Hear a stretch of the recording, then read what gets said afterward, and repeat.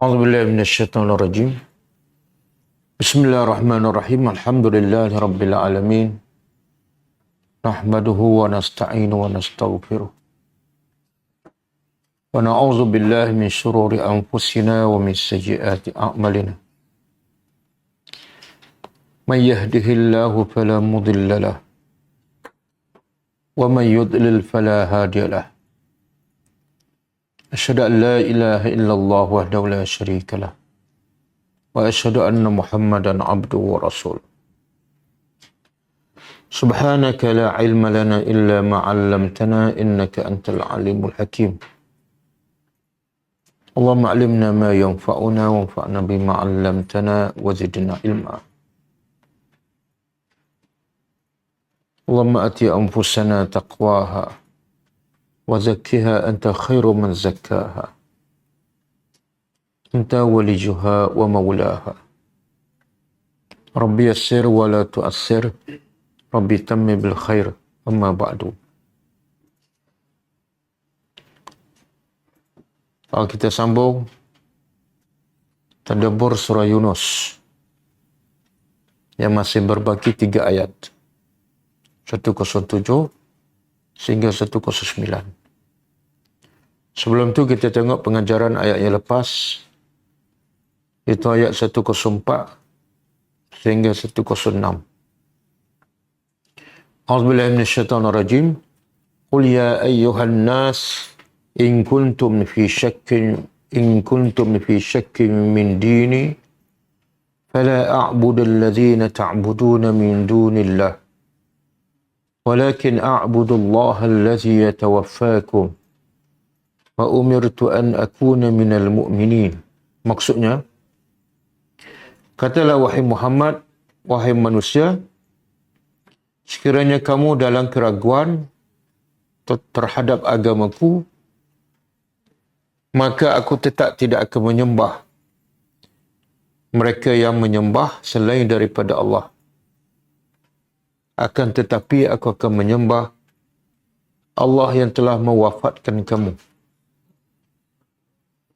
Dan aku diperintah agar menjadi orang-orang yang beriman. Pengajarannya,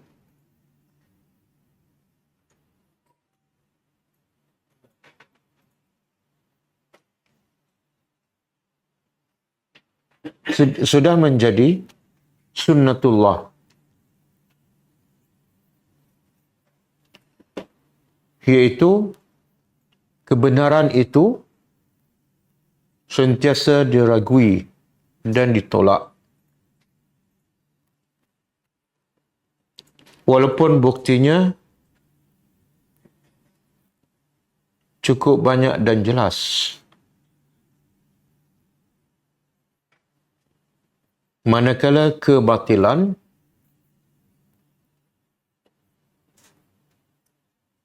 sentiasa diyakini dan diterima.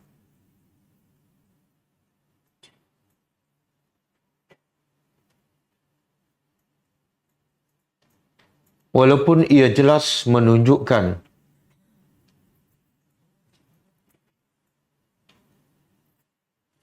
kebatilan dan kesesatannya.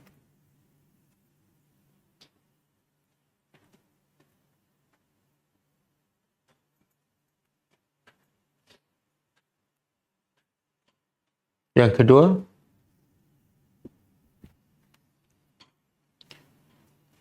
setiap kebenaran akan diterima oleh akal yang waras.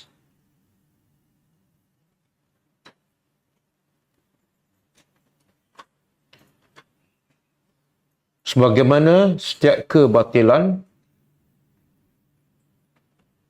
akan ditolak oleh fitrah yang suci bersih.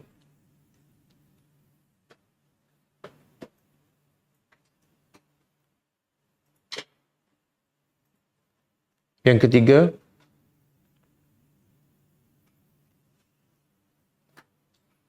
setiap orang yang mengaku beriman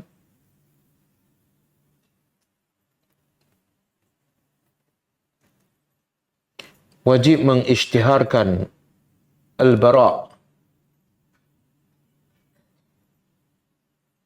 iaitu berlepas diri daripada kekufuran dan kesyirikan.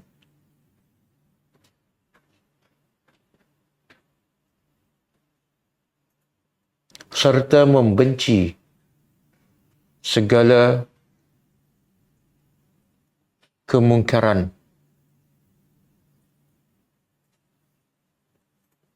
Sama ada dalam hati atau lisan atau anggota badan.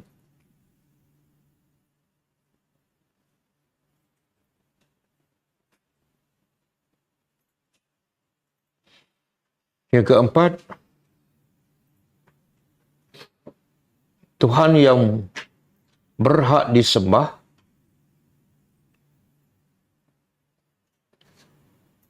ialah Tuhan yang berkuasa menghidup, memati, dan menghidupkan kembali manusia.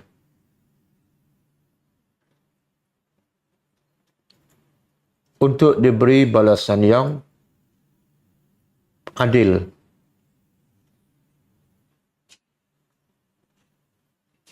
Di atas setiap perbuatan manusia.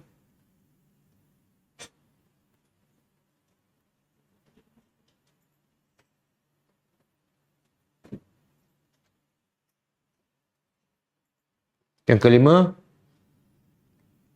Nabi Muhammad SAW tetap seorang hamba yang terikat dengan perintah dan larangan Allah.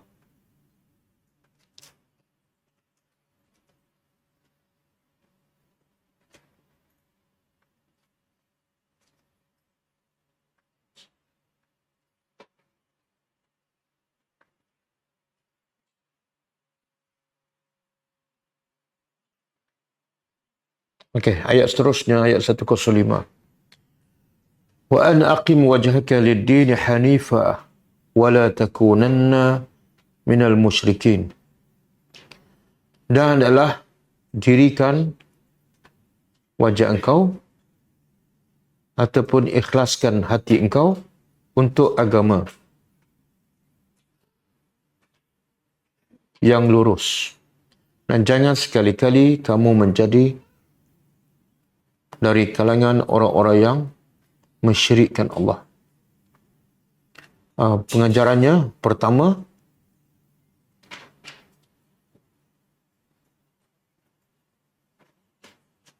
wajib ke atas Nabi SAW dan umatnya mengikhlaskan hati dalam beribadat kepada Allah dan menyerahkan seluruh kehidupannya hanya kepada agama Allah.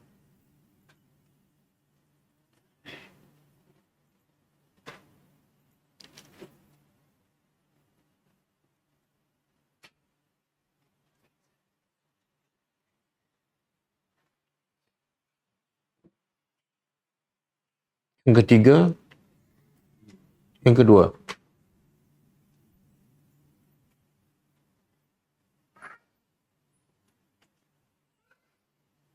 haram. Yang kedua, haram mensekutukan Allah.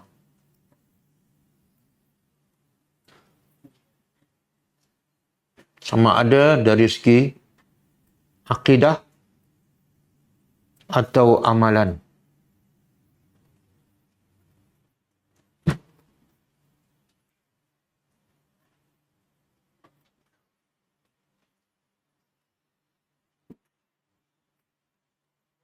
Ayat 106. ولا تدعوا من دون الله ما لا ينفعك ولا يضرك فإن فعلت فإنك إذا من الظالمين. Maksudnya, dan jangan engkau menyeru berdoa selain daripada Allah, apa yang tidak memberi manfaat pada engkau dan tidak memudaratkan engkau. Maka sekiranya engkau lakukannya, maka sesungguhnya engkau adalah terdiri daripada orang yang zalim. Pengajarannya, pertama, haram berdoa dan beribadat selain daripada Allah.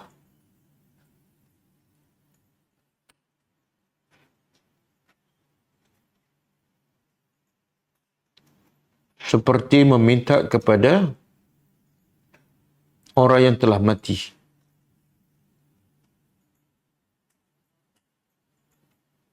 Yang kedua,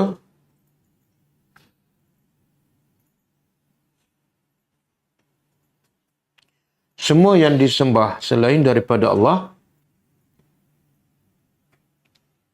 sedikit pun tidak memberi manfaat apabila menyembahnya dan sedikit pun tidak memberi mudarat apabila tidak menyembahnya.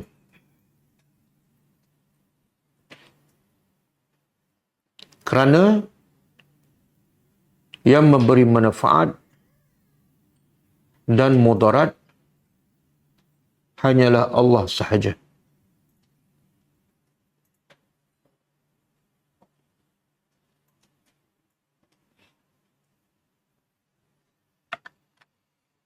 Yang ketiga, sesiapa yang berdoa kepada selain daripada Allah, dia adalah orang yang zalim.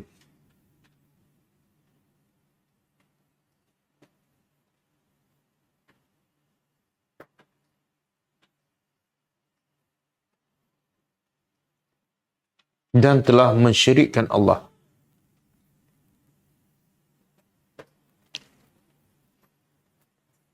Yang ketiga, yang keempat, zalim terbahagi kepada tiga.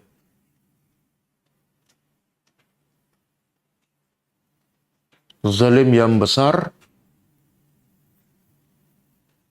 iaitu mensyirikkan Allah. Zalim kepada diri sendiri. Dan zalim kepada orang lain.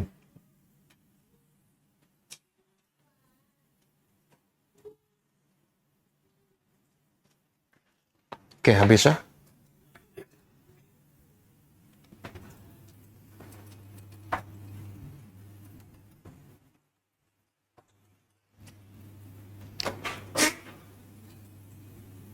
Alhamdulillah.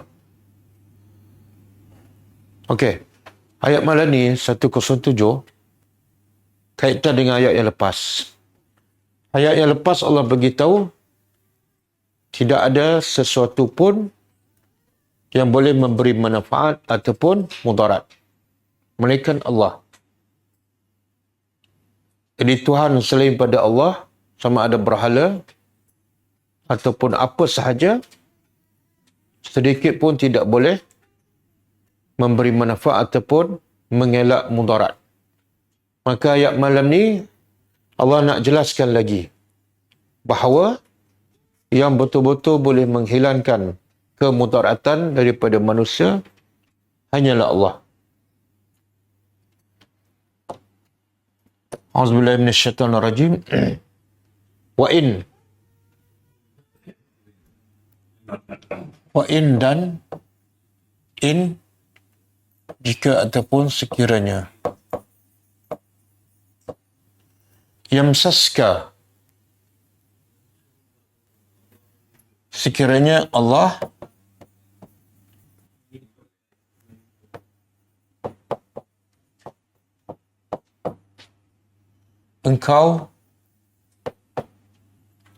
sekiranya Allah menimpakan engkau bidurrin, dengan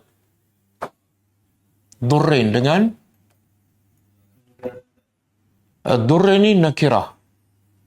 Kan?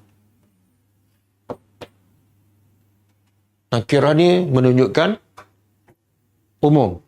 Dengan apa-apa sahaja. Apa-apa mudarat. Sekiranya Allah menimpakan kemudaratan, apa-apa saja kemudaratan kepada engkau, sakit, miskin, kematian, fala kashifa lahu. Maka la tidak kashifa lahu. Apa makna kashifa? Tidak ada, maka tidak ada yang boleh mengangkat ataupun menghilangkan.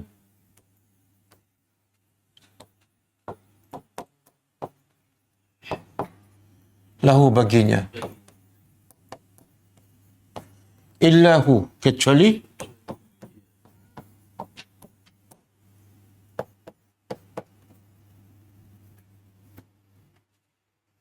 okey.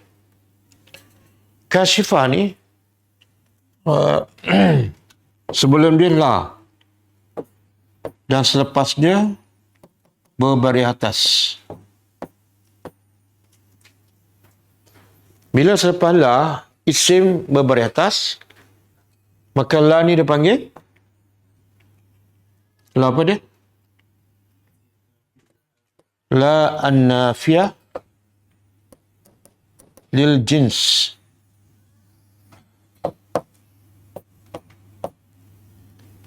Iaitu la yang makna dia penafian. Lil jins untuk semua jenis. Contoh saya buat ayat.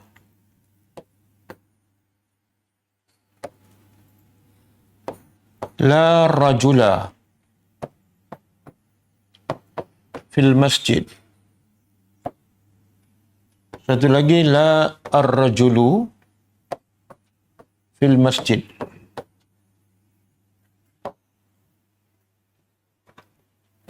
Satu rajula tanpa alif lam. Yang kedua, ar-rajulu. Cuba terjemah yang atas. La rajula fil masjid.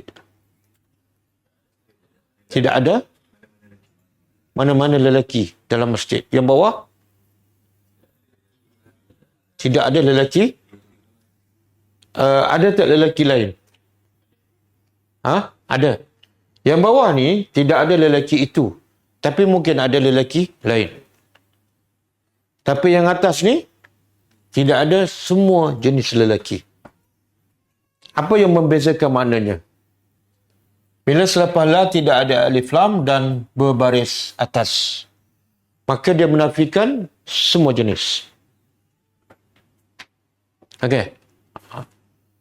Contoh, la ilaha illallah. Selepas la isim nakirah dan berbaris atas. Makna apa? Tidak ada semua jenis Tuhan. La raiba. Zalikal kitabu. Cuba terjemah. Itulah kitab yang tidak ada semua jenis keraguan. Keraguan dari segi hukumnya, kelengkapannya, keadilannya, semua jenis. Okey. Itu bahasa Arab. Di sini pun sama. Dalam ayat ini, la kashifa. Apa makna dia? Tidak ada semua jenis manusia ke, apa benda ke yang boleh menghilangkan kemudaratan. Pakailah duit ke, bomo hebat ke, semua tak boleh. Dari mana kita tahu? Selepas la, isim nakirah dan berbaris atas. Okey?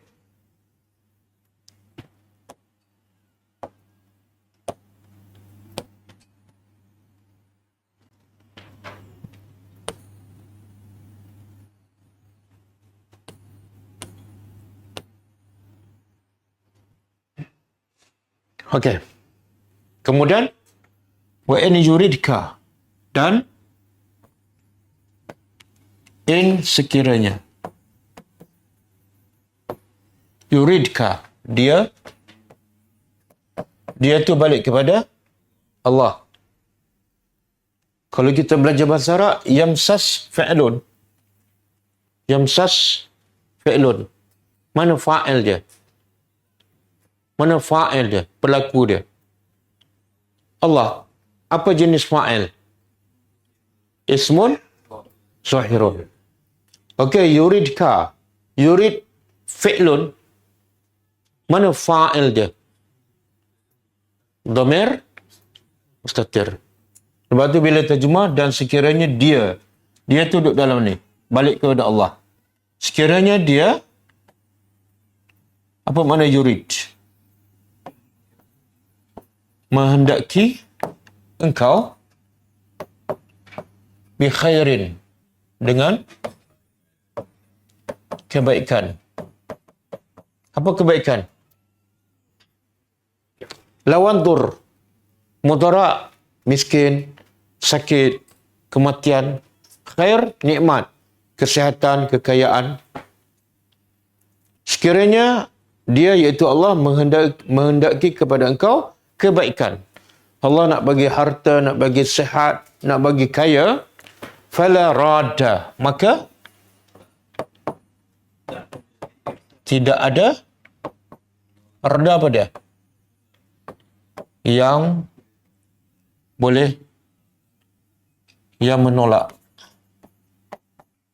Lifadlihi, bagi kurniaannya.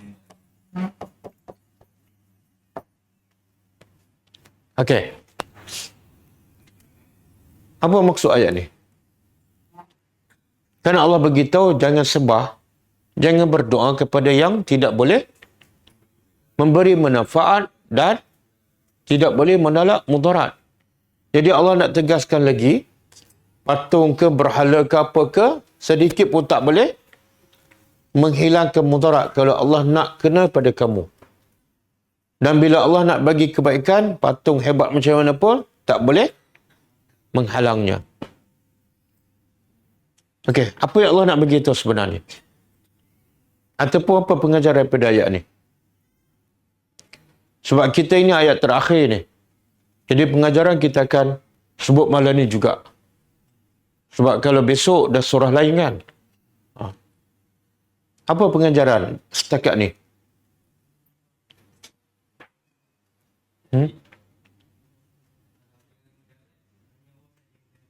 Itu bukan pengajaran, itu terjemahan.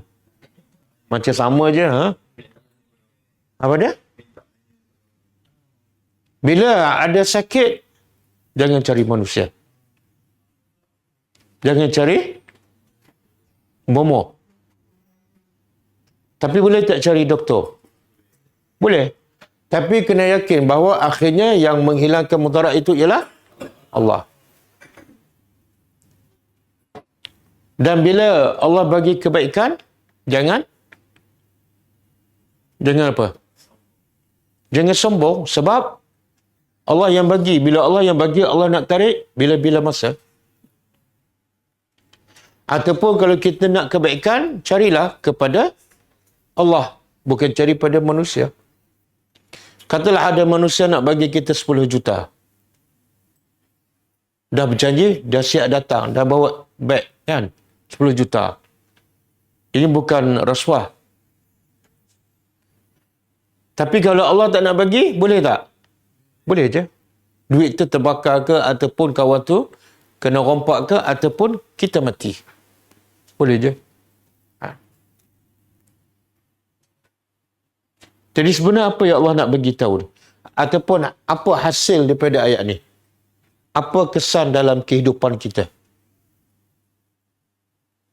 Sebab Al-Quran, dia sama ada basyir, ada berita gembira, ataupun nazir, amaran. Kan? Jadi ayat ni apa ni? Basyir ke nazir?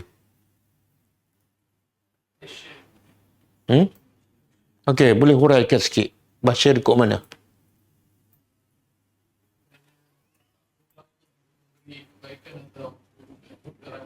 Jadi apa yang gembiranya?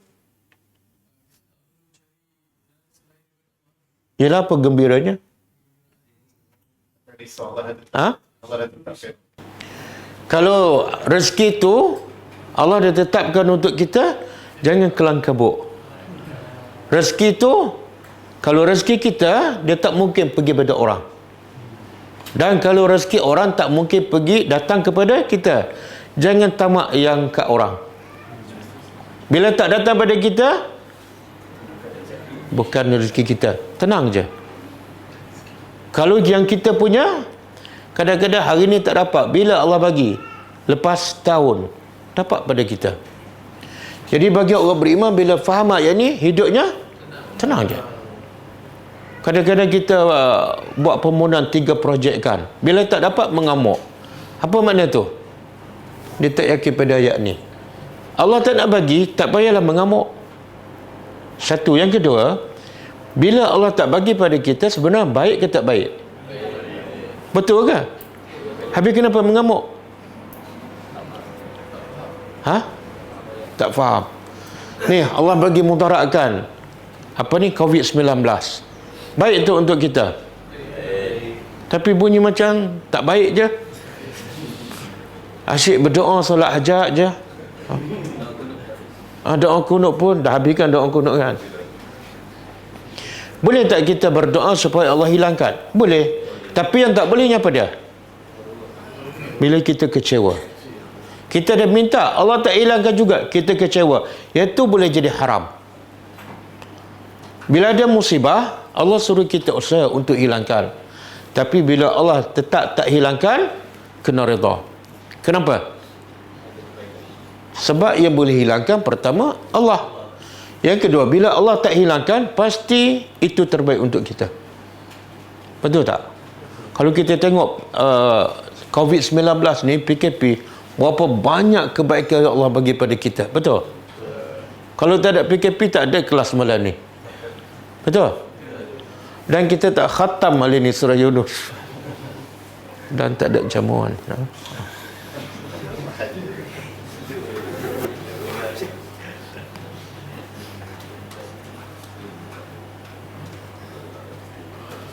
Sebab tu Imam Hasan Basri ditanya, kenapa?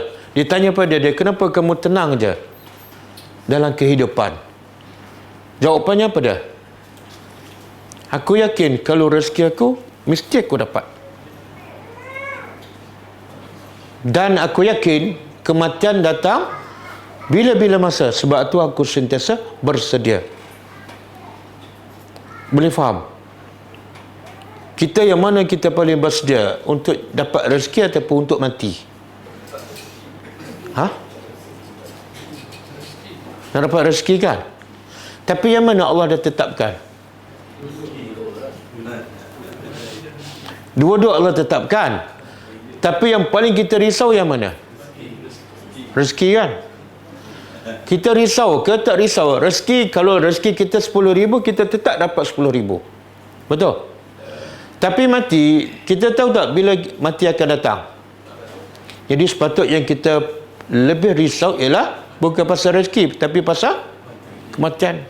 Lepas tu banyak masa kita, umur kita habis untuk cari rezeki, ya Allah dah tetapkan. Tapi kita banyak terlepas masa untuk buat persiapan untuk kematian yang boleh datang bila-bila masa. Cerdik ke bodoh? Cerdik ke bodoh? Oh, cakap dia cukup. Sebab kalau kata bodoh, aku lah tu. Okey, cuba buka surah Fatir. Ayat 2.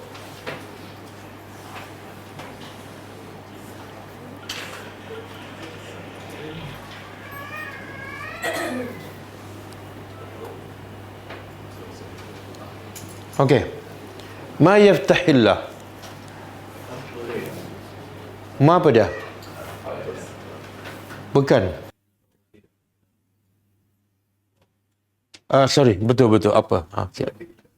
Ma apa? Yaftahillah yang Allah buka ataupun Allah beri linnas bagi manusia min rahmatin. Daripada rahmat. Apa yang Allah buka ataupun Allah bagi untuk manusia, daripada rahmatin. Apa saja rahmat, apa saja kebaikan, fala mumsikalaha. Maka tidak ada yang boleh tahan. Kan? Jadi jangan kita takut, oh kawan tu nak ambil rezeki aku, ni nak potong queue.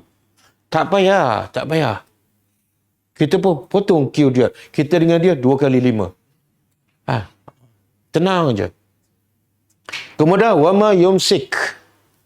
Dan tidak ada yang, tidaklah dia, Allah, menahan apa yang Allah tahan daripada rahmat, fala mursila lahu. Tak ada siapa yang boleh bagi.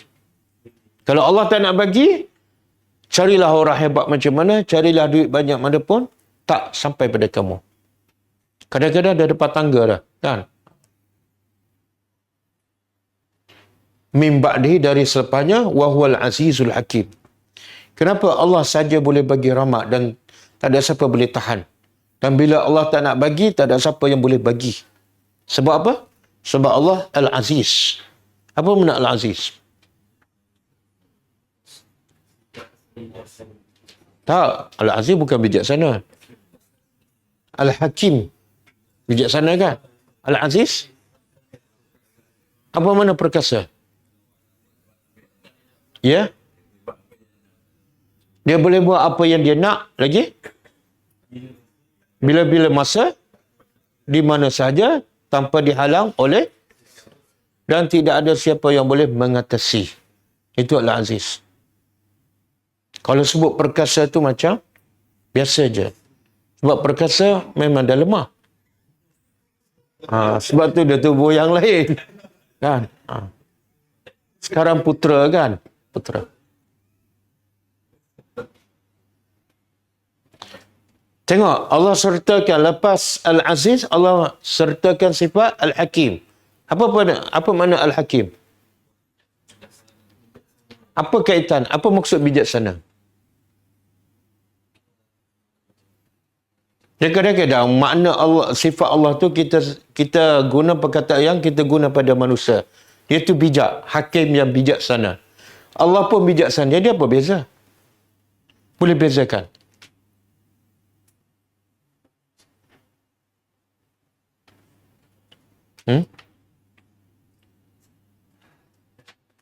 Kalau tak boleh bezakan, belum bijaksana. Baru bijak sini. Hakim ni ada 2 maksud. Pertama,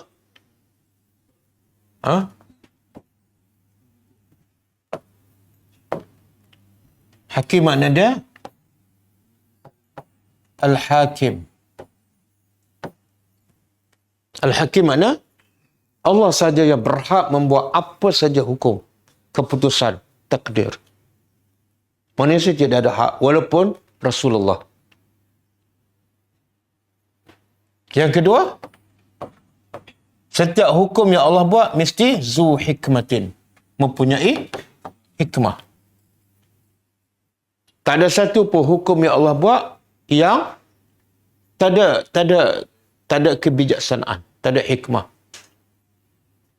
Contohlah, tsunami kan, berapa ramai yang mati? Ialah berapa ramai? 300,000 lebih kan? Dalam kes tsunami ni, Allah bijak tak? Bijak ke tak? Bijak apa mati 300,000? Sampai ajar. Itu bukan jawapan bijak tu.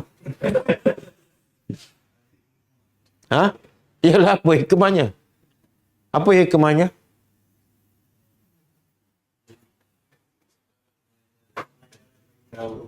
Pengajaran bagi yang,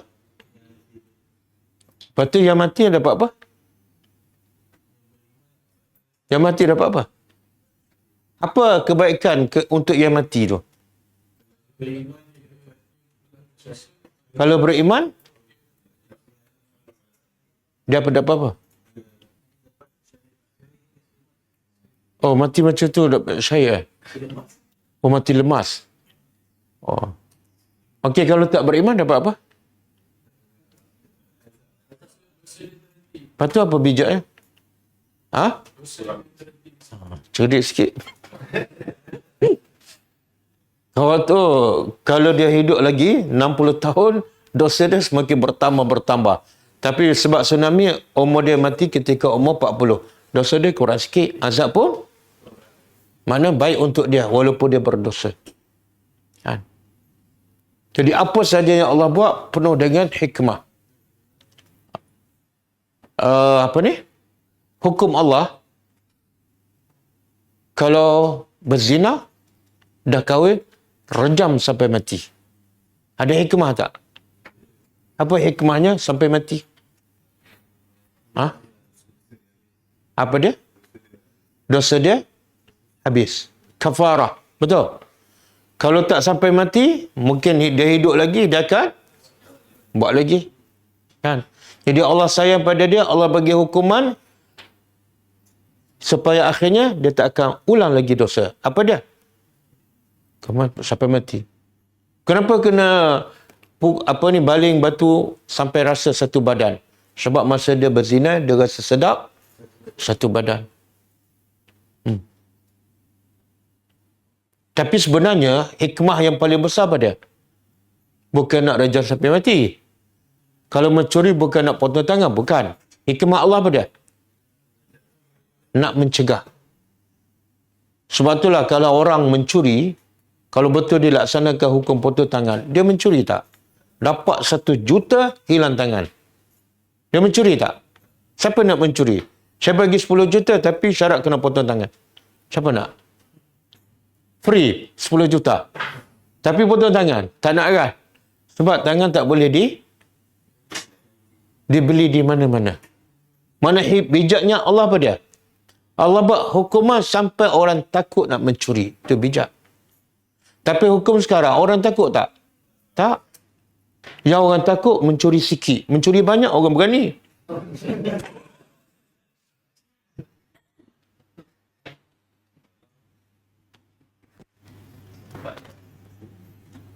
Okey. Kita balik pada ayat kita.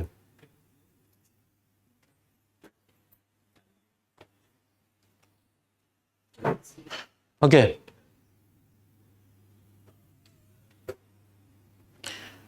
InsyaAllah lepas malam ni, lepas kita belajar ayat ni, hidup kita kalau kita orang beriman, tenang je. Ada, Alhamdulillah.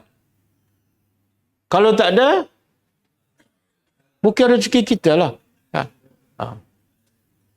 Kadang-kadang kita jual barang kan, kita bercakap setengah jam. Orang tak beli. Kawan tu datang seminit, tu orang beli. Beli pula ribu-ribu. Jangan dengki. Jangan dengki. Jangan pula cari bomo supaya hancur. Jangan. Sebab kadang-kadang Allah sayang pada kita dengan cara apa? Allah tak bagi bisnes kita hidup. Allah matikan bisnes kita sebab Allah tahu hikmahnya beda. Kamu ni kalau bisnes lagi maju, lagi tak datang kelas tadabbur. Lagi sibuk dengan dunia, lagi hancur hidup kamu kan? Allah Maha bijak. Jadi hidup orang beriman tenang je. Dapat alhamdulillah, tak dapat pasti ada hikmahnya. Okey, kemudian yusibu bihi. Dia menimpa, dia iaitu Allah menimpa dengannya man. Siapa yang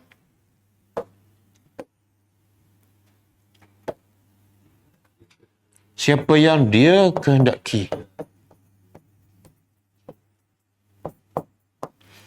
Min ibadihi, dari hamba-hambanya. Wahwal ghafur, dan dia Al-Ghafur, Maha Pengampun. Ar-Rahim, lagi Maha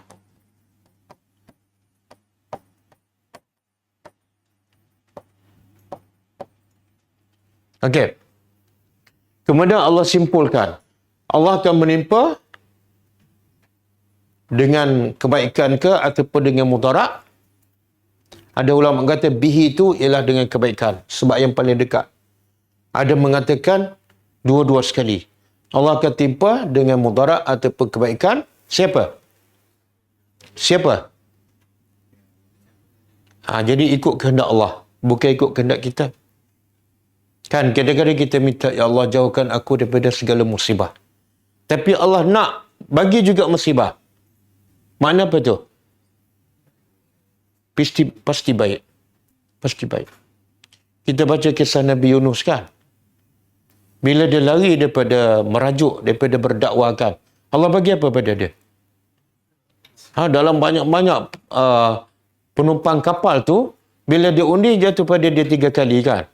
Sedangkan dia seorang Nabi. Pilihlah perompakan capat ke laut. Ini seorang Nabi. Sebab Allah nak timpakan kepada siapa yang Allah nak. Kenapa? Sebab Allah tahu yang terbaik untuk manusia. Okey. Dan Allah Maha Pengampun. Atas apa ni? Segala kesalahan kamu, segala dosa kamu, kadang-kadang kamu tak setuju dengan takdir Allah. Kalau kamu bertaubat, Allah Maha Pengampun dan Allah Maha Penyayang kepada orang yang beriman. Ini rahmat Allah khusus untuk orang beriman. Kita kena faham, rahmat Allah kepada orang beriman bukan macam rahmat manusia kepada orang yang dia sayang. Kalau kita sayang pada seseorang, kita bagi dia susah ke, kita bagi dia senang. Tapi bila Allah sayang pada hamba-Nya, Allah bagi senang ke, Allah bagi susah? Bagi susah. Tapi kita selalu minta senang ke, minta susah?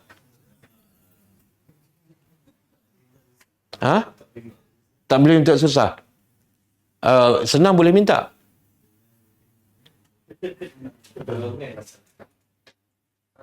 Sebab tu Nabi ajar kita apa dia? Pagi-pagi. Allahumma inni as'aluka ilman nafi'a, yang paling asas. Yang kedua, rizqan tayyiban. Yang ketiga, tengok susunan tu. Supaya amalan kita diterima kan. Amalan diterima nombor 3. Tapi yang pertama apa dia? Ilmu yang bermanfaat. Sebab kalau ilmu yang tak betul ataupun ilmu tak ada, amalan tak betul lah. Allah tak akan terima. Kemudian rezeki pula nombor berapa? Apa kaitan dengan amalan diterima? Kalau kamu makan rezeki yang haram, amalan kamu tak akan diterima. Macam mana kamu nak makan rezeki yang halal dan tayyib kalau kamu tak ada ilmu? Betul? Jadi yang paling penting kita minta badan. Bukan badan sihat, tapi ilmu.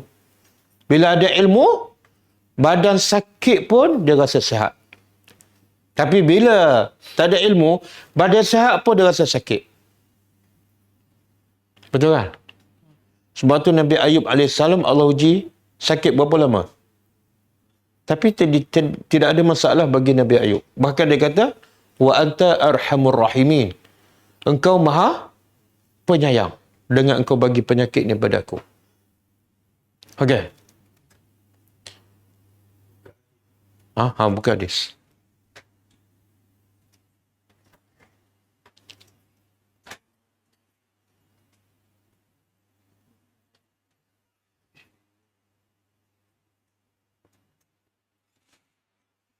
Okey. Hadis sahih riwayat Tirmizi. Wa an Ibn Abbas, daripada Ibn Abbas radhiyallahu anhuma. Apa hubungan Ibn Abbas dengan Nabi sallallahu alaihi wasallam? Sepupu. Sepupu kan? Sebab Abbas tu pakcik Nabi. Okey, ni hadis ni Nabi mengajak Abdullah bin Abbas yang masa tu dia masih kecil. Di mana Nabi ajar ni? Di atas kenderaan, di atas unta. Pengajarannya apa? Bila kita nak mengajar, tak mestinya dalam masjid. Tak mesti dalam kelas. Kadang-kadang dalam kereta. Yang kedua, waktu terbaik untuk kita ajar ialah waktu kanak-kanak. Abdullah bin Abbas masa ni lebih kurang umur 9 ataupun 10 tahun. Tapi yang Nabi ajar apa dah? Benda yang sangat penting dalam hidup manusia, iaitu akidah. Okey. Kata Ibn Abbas, kuntu. Apa makna kuntu? Banyak kali dah kita jumpa. Kuntu minaz zalimin. Adalah aku. Khalfa Rasulillah. Adalah aku berada di belakang Rasulullah SAW. Yauman. Makna dia membonceng. Menaiki unta. Faqal. Maka Nabi bersabda, ya gulam. Budak. Budak lah. Berapa umur? Kalau sebut gulam, berapa umurnya? Dia sebelum balik. Sebelum balik. Nama NGO kita pun gulam ad-dakwah. Sebab apa? Masa dia berdakwah, dia belum balik. Kita bila mula berdakwah? Setelah 3 kali balik. Ya gulam, wahai budak. Inni wa'allimuka. Sesungguhnya aku nak ajar engkau. Tengok proses pendidikan berlaku di mana? Di atas unta. Kalimatin. Berapa? Kalimah. Apa dah? Ihfazillah. Jagalah Allah, yahfazka. Jaga Allah, pasti Allah jaga engkau. Kita semua nak selamat, tapi kadang-kadang kita bergantung pada orang, bergantung pada benda, kan? Tapi benda dan orang tidak boleh selamatkan kita. Yang boleh selamatkan kita ialah Allah. Caranya apa? Cara apa? Jaga Allah. Apa maksud jaga Allah? Ikut semua perintah Allah. Yang Allah perintah kita buat, yang Allah larang, kita tinggal. Allah jaga kita. Boleh faham? Sebab budaya kita, bila dia nak jaga dia, nak jaga keluarga, nak jaga rumah, biasa dia buat apa?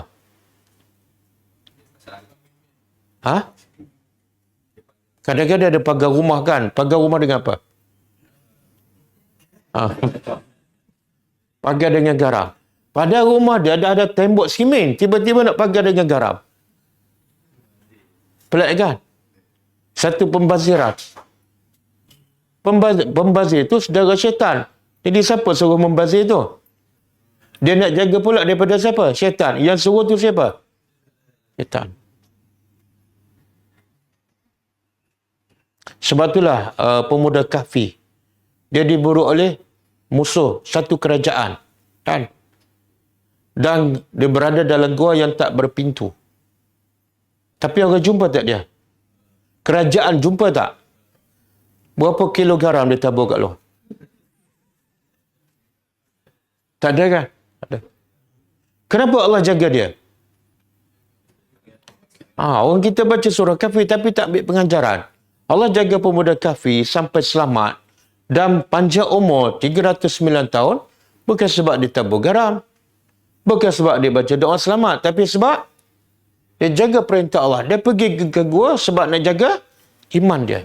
Allah kata pergi ke gua. Dia ikut je. Walaupun terpaksa tinggal harta dan dunianya. Okey, jaga Allah, Allah jaga engkau. Yang kedua, ihfazillah. Jaga Allah, tajidhu tujahaka. Jaga Allah, wahai budak, engkau akan dapati Allah tujahaka. Apa makna tujahaka? Tujahaka di hadapan engkau. Iaitu maksudnya, Allah sentiasa melihat engkau dan Allah bila melihat, Allah tak akan biarkan engkau dikacau ataupun dimudaratkan oleh orang lain. Macam polis lah. Polis duduk depan kita kan. Perompak ke pencuri tak berani.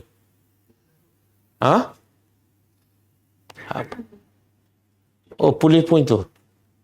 Jagalah Allah, kamu akan dapati subhanallah. Nabi duduk dalam gua Sur. Kan? Orang musyrikin kat depan. Setelah 3 hari cari, akhirnya jumpa gua. Tapi tak nampak Nabi. Siapa jaga Nabi dan Abu Bakar? Kenapa Allah jaga?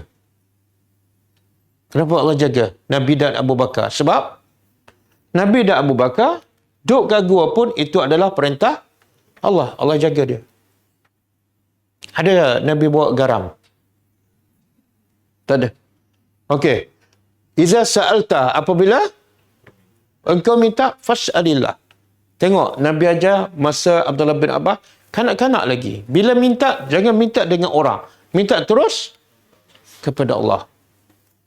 Wa iza sta'anta, apabila kamu minta pertolongan, pun fasta'in billah. Minta pertolongan terus kepada Allah. Ni akidah ke fiqh? Akidah. Makna boleh tak kita ajar akidah kepada kanak-kanak yang belum balik? Boleh. Ada setengah orang dia kata budak-budak tak boleh nak faham akidah. Sebab tu masa tua dia baru belajar akidah. Fasta'in billah. Maka mintalah pertolongan kepada Allah. Wa'lam. Dan ketahuilah annal ummata, sesungguhnya umat manusia lawijtama'at, kalau semua berkumpul ala an yanfa'uka, untuk memberi manfaat pada engkau. Katalah ada 10 juta orang dengan kerajaan, dengan bala tentera berkumpul nak bagi kebaikan pada kamu. Lam yanfa'uka, mereka tidak mungkin dapat bagi manfaat pada engkau illa, kecuali bisyai'in, dengan sesuatu qad katabahu Allahu laka, dengan apa yang Allah catat. Kalau Allah tak catat, tak dapat bagi. Okey. Kemudian walau ijtama'u, jikalau mereka berkumpul ala an yadhurruka bi syai'in, untuk memberi mudarat kepada engkau, lam yadhurruka, mereka tidak akan dapat mudaratkan engkau kecuali dengan sesuatu yang Allah telah tulis. Kita tengok kisah Nabi bila Nabi pergi ke tempat orang Yahudi, Bani Quraizah. Dan orang Bani Quraizah, bila dia nampak Nabi bersandar, dia dah rancang nak hempakkan batu ke atas kepala Nabi. Kan? Nabi duduk kawasan kampung dia, dan memang dah rancang, dah siap dah.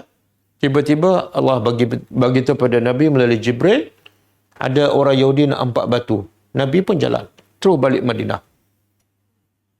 Sebab apa selamat? Sebab Allah tak nak. Tak berlaku lah.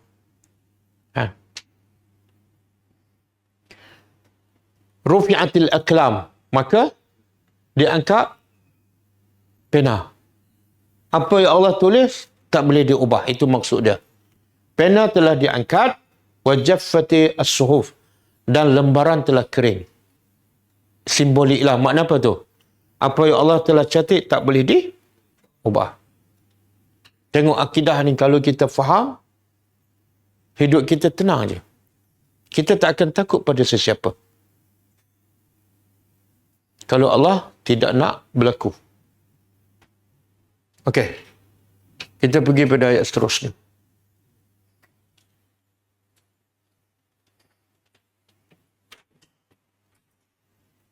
Oh, ada 2 ayat lagi kan? Kena express sikit. Qul, katakanlah. Katakanlah wahai Muhammad. Bila sebut qul, yang akan disebut adalah pentinam.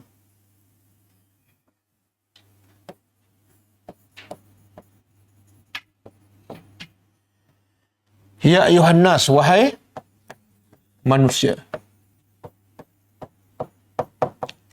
Qad ja'akum, sesungguhnya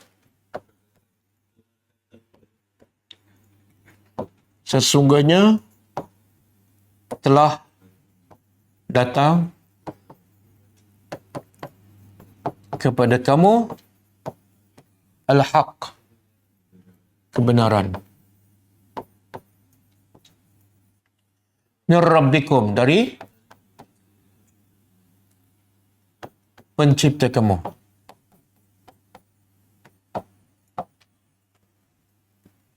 Apa maksud al-haq di sini? Ada ahli tafsir mengatakan Quran, ada yang mengatakan Islam, ada mengatakan Nabi Muhammad. Tiga-tiga betul.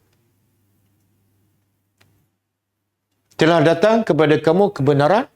Jadi ayat ini nak menyimpulkan setelah Allah sebut bukti-bukti kebesaran Allah, dan orang kafir walaupun bukti dah banyak mereka tetap tolak, maka kesimpulan Allah beritahu kamu nak buat apa, buatlah. Tapi aku nak beritahu, Quran dah datang pada kamu. Kamu tak ada alasan untuk menjawab di akhirat besok. Quran telah datang daripada Tuhan kamu. Faman ihtada, maka siapa yang ihtada telah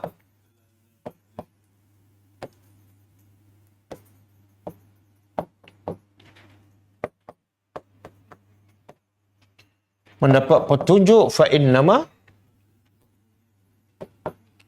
maka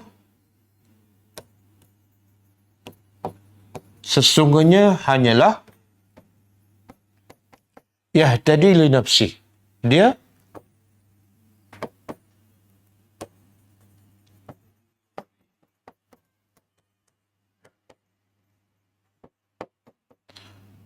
untuk dirinya.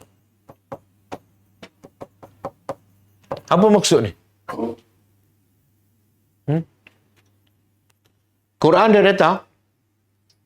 Kemudian kalau kamu tadabbur Al-Quran dan kamu dapat petunjuk, maka siapa yang untung? Maksudnya apa? Mana kalau kamu nak untung, kamu kena usahalah. Dan kalau kamu tak ada usaha, yang rugi ialah kamu, diri sendiri. Wa man dhalla, dan siapa yang telah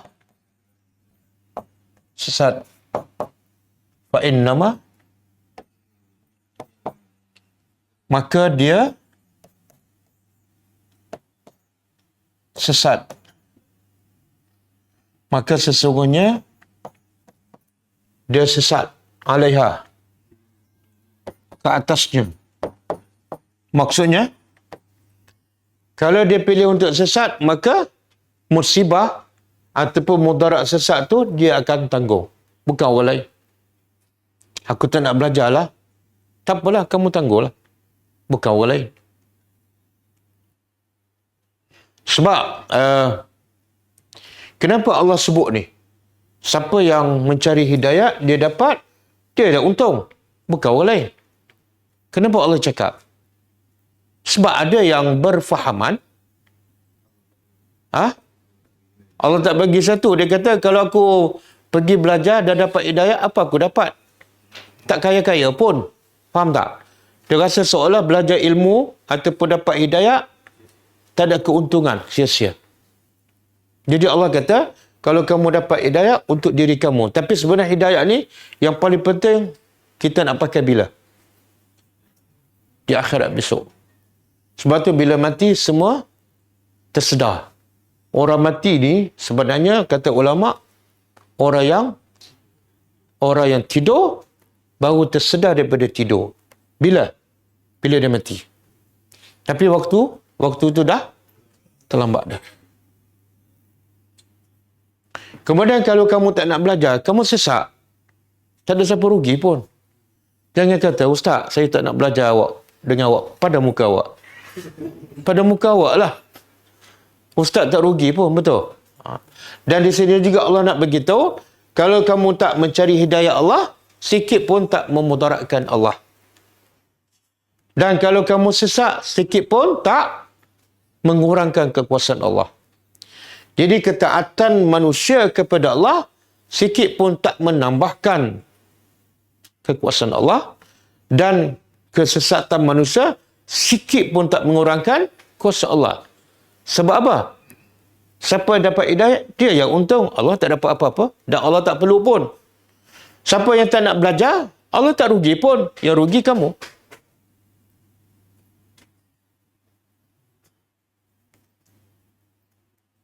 Okey.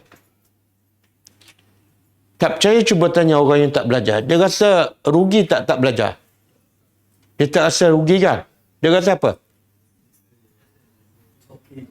Okey je, bahkan mungkin dia rasa lebih untung tak datang kelas. Kenapa?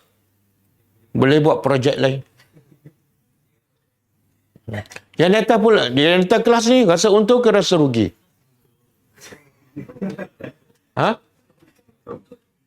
Oh, sebab ada makan.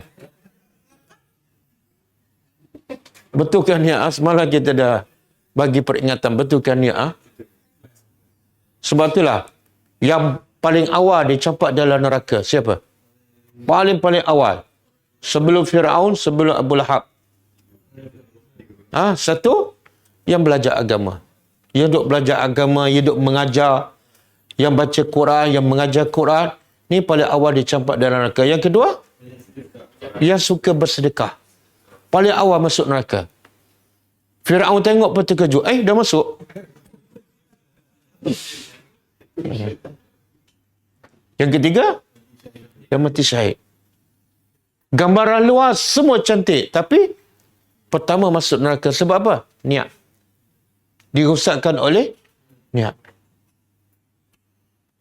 Okey, kemudian Allah kata, wa ma ana, dan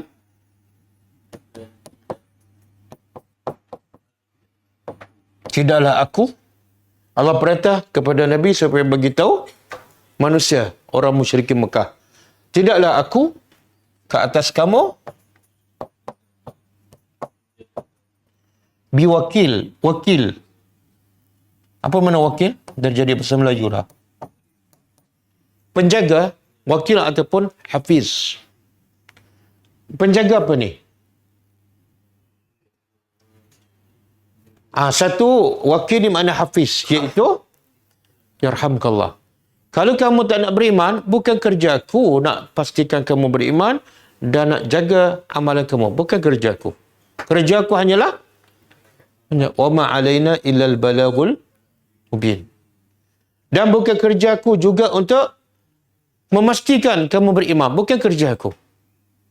Aku menyampaikan kerja kamu apa dah? Itu masalah kamu. Kamu nak beriman, silakan. Tak nak, kamu tanggung. Okey.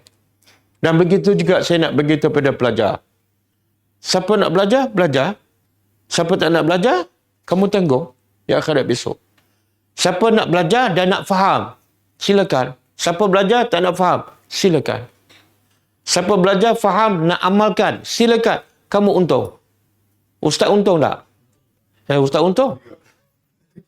Kalau pelajar belajar dan beramal, ustaz dapat pahala. Maka ustaz nak nasihatkan, beramallah dengan ilmu yang ustaz bagi. Supaya apa? Ustaz dapat untung juga. Ni minta halal bukan main. Ustaz minta halal ilmu. Tapi tak beramal pun.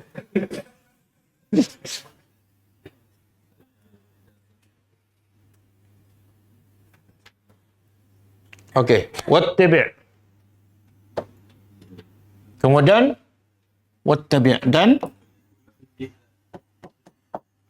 ikutilah. Ma yuha. Apa yang diwahyukan ilaika kepada engkau.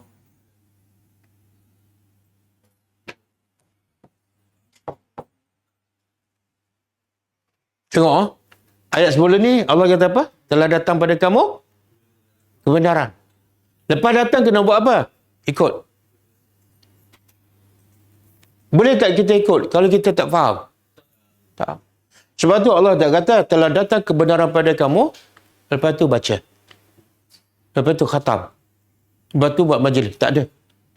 Lepas turun, ikut. Makna wajib tak tadabbur.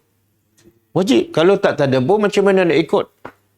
Jadi, ada setengah ustaz yang mengatakan tadabbur ni bukan tahap kita.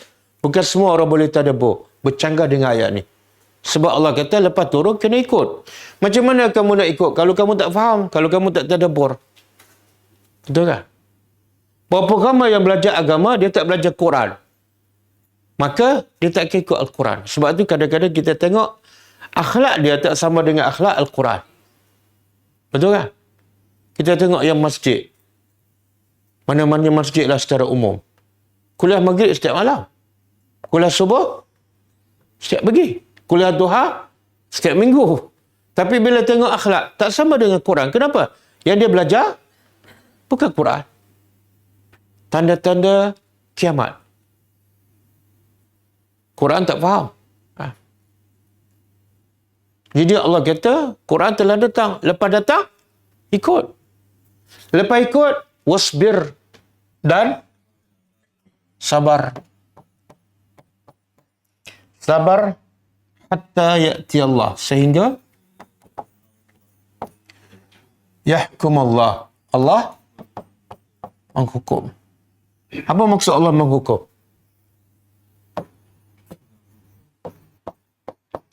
Sebelum ini saya nak tanya, sabar. Sabarnya apa ni? Sabar ada berapa jenis?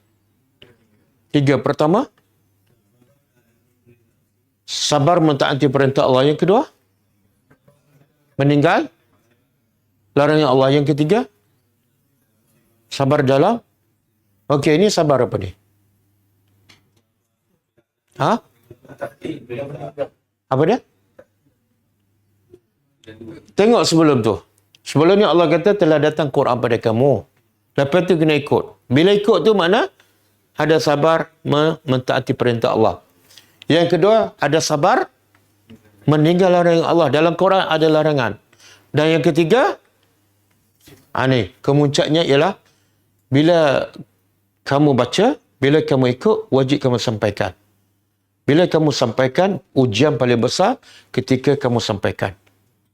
Jadi sabarlah bila kamu berdakwah. Sebab tu dalam surah Al-Muzammil, awal-awal lagi, Allah kata apa? Wasbir ala ma yaquluna. Kemudian wahjurhum hajran jamila. Ya.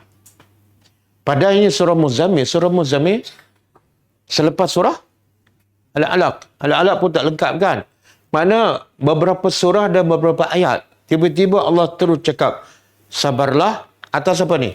Ala ma yakuluna. Apa yang mereka kata. Apa dia? Gila. Bukan senang kita nak sabarkan. Kita cakap benda baik. Ada dalil. Tiba-tiba orang kata apa? Orang taklah kata pada kita gila. Itu pada Nabi. Kita orang kata apa? W je. Itu pun dah melenting. Jadi apa? Bila kita sampaikan, mesti ada orang kata. Gila, tukang sihir, ajaran baru, kaum muda, sesat, macam-macam label. Kewajipan kita apa? Lawan. Sabar. Wahjurhum dan tinggalkan mereka, tapi tinggal dengan cara yang hajaran jamila. Apa maksud tinggal dengan cara yang baik? Kalau dia maki kita, Allah kata jangan layan. Tapi bila nak tinggal, tinggal dengan cara yang cantik. Biar nampak akhlak kamu adalah akhlak yang mulia. Jangan orang maki, kita kata apa? Ini pokok-pokok yang tak boleh pakai ni. Kita pun belah. Mana itu bukan tinggal yang baik. Bagi tahu saya ada hal, Assalamualaikum. Dan baca tasbih kafarah.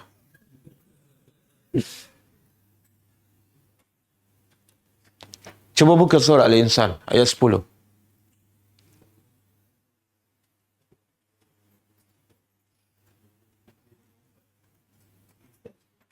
Ayat berapa? 10 kan? 23, 24.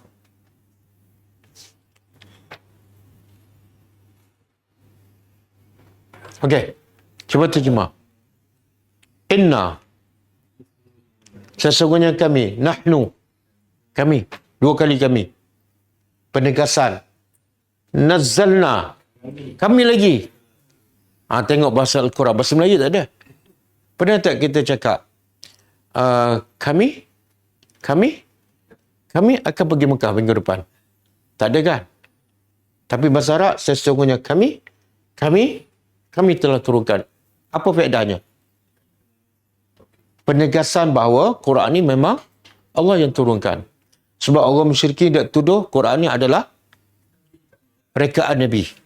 Jadi Allah kata sesungguhnya kami yang telah turunkan alaika kepada engkau Al-Quran tanzila secara beransur-ansur. Kenapa beransur-ansur? Sebab tujuan Quran diturunkan untuk diamalkan. Bila untuk diamalkan, kalau sekaligus tak teramal, maka hikmahnya Allah turun secara beransur-ansur supaya faham sikit, amal. Faham sikit, amal. Kemana? Sebab itulah ayat seterusnya Allah kata apa? Fasbir. Maka sabarlah. Lepas kami turun, apa kewajipan kamu? Sabar. Allah tak kata, lepas kami turun, baca. Kan? Sepatut faqra. Kenapa sabar? Sabar pula. Sini Allah kata kami turun ke Al-Quran. Kami turun ke Al-Quran. Tapi bila sebut sabar, Allah tak kata fasbar lil Quran. Tak ada Quran. Yang ada ialah hukmi rabbika. Sabarlah untuk hukum. Faham tak? Masa ayat sebelum ini Allah kata kami turun Al-Quran beransur-ansur. Tapi bila Allah perintah sabar, Allah tak sebut dah Quran. Allah kata sabarlah terhadap hukum Tuhan engkau. Kenapa?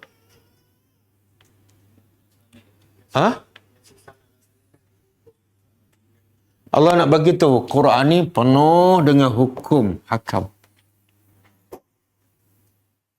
Dan bila nak laksana hukum hakam, benda yang paling susah.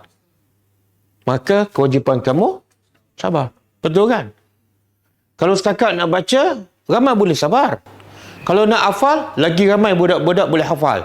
Kadang-kadang setahun habis 30 juzuk. Ramai orang boleh sabar. Tapi yang paling tak sabar apa dah? Nak tadabbur ni. Berapa ramai yang datang? Itu pun ramai yang syahid. Itu tadabbur. Lepas tu step yang kedua, nak amal. Lagi kurang. Ustaz, saya dah belajar lama tapi masih tak buat lagi. Lagi kena tingkatkan kesabaran. Lepas beramal, step ketiga, ni kemuncak ni. Bila kita mula sampaikan, ujian lagi besar. Kan? Sebab tu Allah kata dalam surah Wal Asri, wa tawa saubil haq. Lepas tu, bila kamu menyampaikan kebenaran, baru Allah berpesan, wa tawa saubi sabri.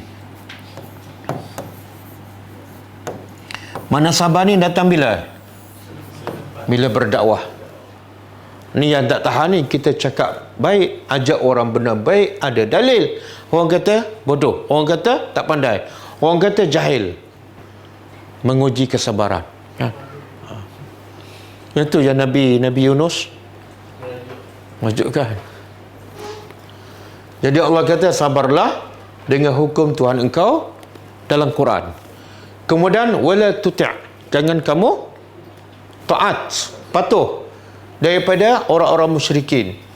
Yang mana ni? Orang yang berdosa au kafura, ataupun bila kamu sampaikan kebenaran, orang musyrikin kata apa?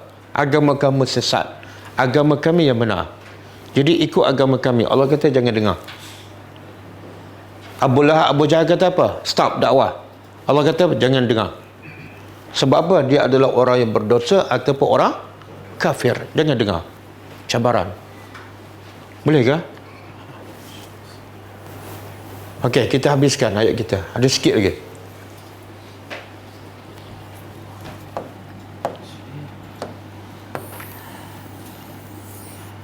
Wasbir, sabarlah sehingga Allah memutuskan bila ni? Hari akhirat. Kalau orang tak nak terima juga apa yang kita sampaikan, walau ada dalil, sabar. Jangan bergaduh. Tunggu di akhirat, Allah akan putuskan. Kenapa kita serah pada Allah? Sebab wahwa dan dia adalah sebaik-baik al-hakimin yang menghukum. Betul? Setuju tak? Allah adalah sebaik-baik yang menghukum. Setuju? Kalau kita setuju, bila orang bantah kita, orang maki kita, orang tolak kita, apa patut kita buat? Tenang. Sebab apa? Kita serah pada khairul hakimin. Tapi kalau orang maki kita, orang tuduh kita macam-macam, kita lawan. Kita apa? Kita tak yakin pada Allah. Kita tak serah kepada Allah untuk memutuskan. Boleh? Okey, dengan ini saya isytiharkan bahawa kita telah khatam surah Yunus. pada hari Rabu pukul 10.45 malam. 10.45 malam. Jadi boleh tak bila kita habis tadabbur mana-mana surah, kita buat jamuan?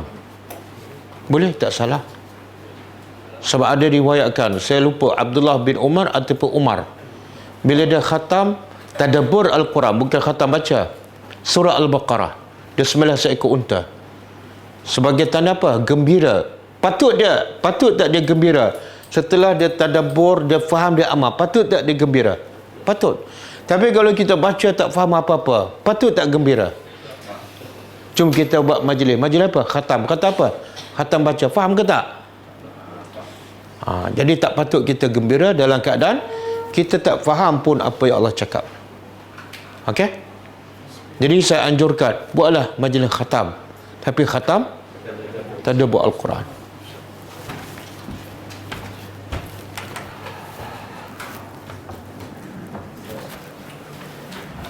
Okey, ada soalan ke? InsyaAllah malam besok kita sambung surah yang seterusnya, iaitu surah Hud.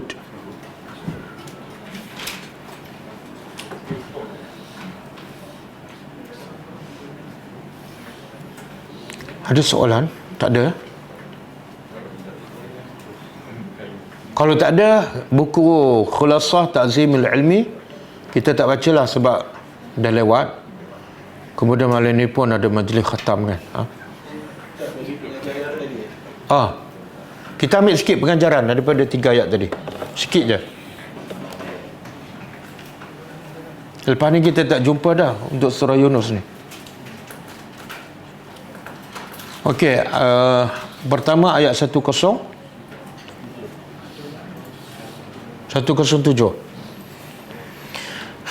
Kita terus bagi pengajaran ayat 107. Ada pelajar dalam grup Telegram, dia kata kalau boleh lepas habis ayat tu malam tu juga bagi pengajaran.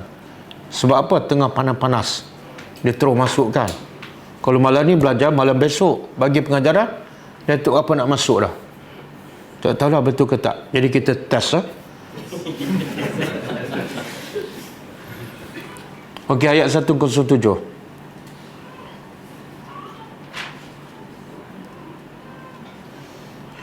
Wajib ke atas orang yang beriman yakin bahawa tidak ada sesiapa pun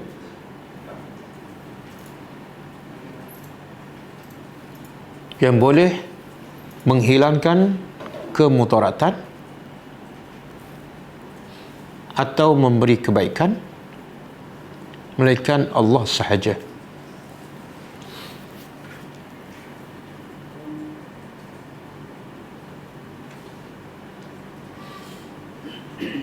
Yang kedua,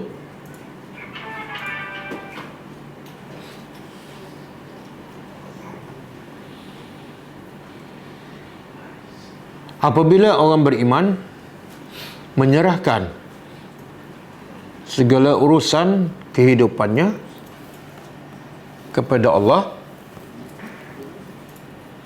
apabila orang beriman menyerahkan segala urusan kehidupannya kepada Allah, maka hidupnya akan tenang dan bahagia. Sama ada diberi nikmat oleh Allah atau ditimpa musibah.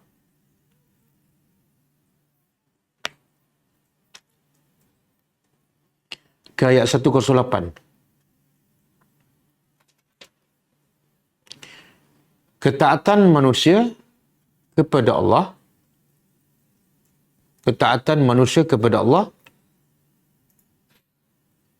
sedikit pun tidak menambah kekuasaan Allah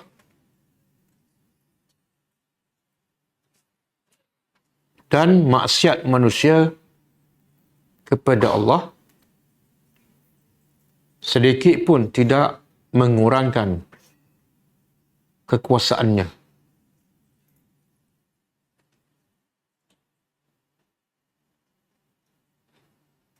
Yang kedua,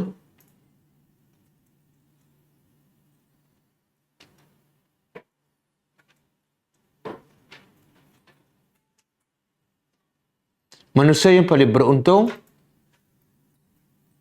ialah manusia yang memilih jalan hidayat. Dan manusia yang paling rugi dan celaka ialah yang memilih jalan kesesatan.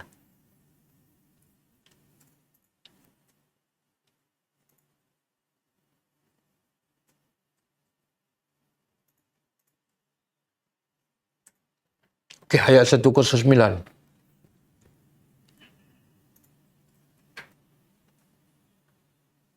Tujuan utama Al-Quran diturunkan ialah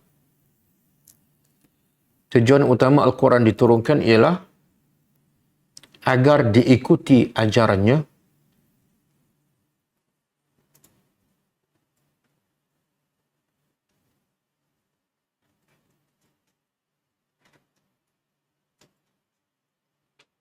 dan supaya manusia menyampaikan ajaran Al-Quran kepada yang lain.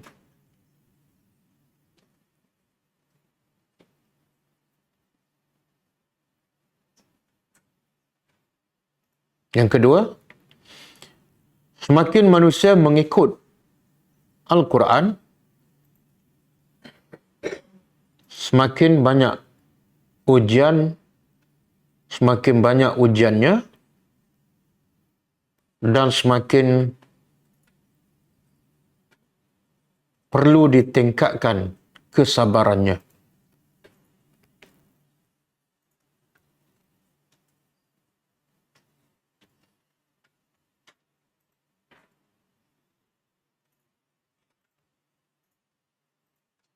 Yang ketiga, tugas manusia hanyalah menyampaikan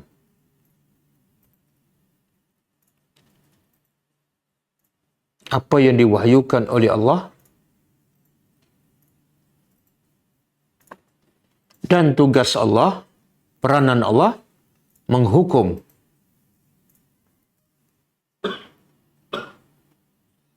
terhadap mereka yang menolak wahyunya.